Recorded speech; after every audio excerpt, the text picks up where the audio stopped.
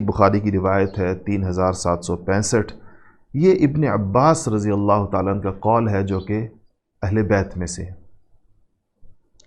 حضور کے چچا زاد بھائی ہیں اور ترجمان القرآن ہیں، امت کے ان چند لوگوں میں سے ہیں جن کا قرآن کا فہم بہت اعلیٰ تھا، جس کی تعریف کی نبی کریم صلی اللہ علیہ وسلم نے ان کو دعا دی تھی۔ حدثنی ابن ابی ملیکہ قیل لابن عباس هل لك في امیر المؤمنین معاویہ فإنه ما اوتر الا بواحدہ قال انه فقیہ۔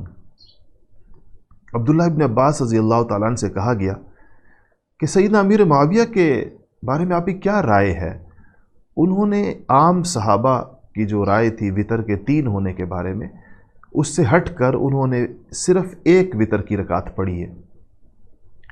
تو چونکہ تقریباً سارے صحابہ کا اس پہ اجماع تھا کہ وتر 3 ہوتے ہیں، تو اس پر سیدنا عبداللہ ابن عباس نے فرمایا کہ انہو فقیہ۔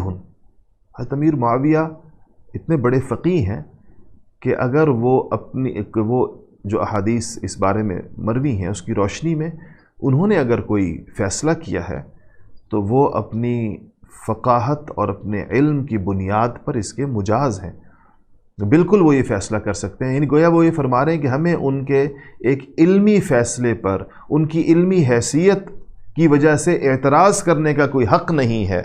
یہ سیدنا عبداللہ ابن عباس فرما رہے ہیں جو خود قرآن پاک کے سب سے بڑے ماہر ہیں، اور خود ان کی رائے اس معاملے میں یہ نہیں ہے، ظاہر ہے۔ تو یہ فقاہت کی سند اہل بیت کی جانب سے سیدنا امیر معاویہ رضی اللہ تعالیٰ عنہ کو دی جا رہی ہے۔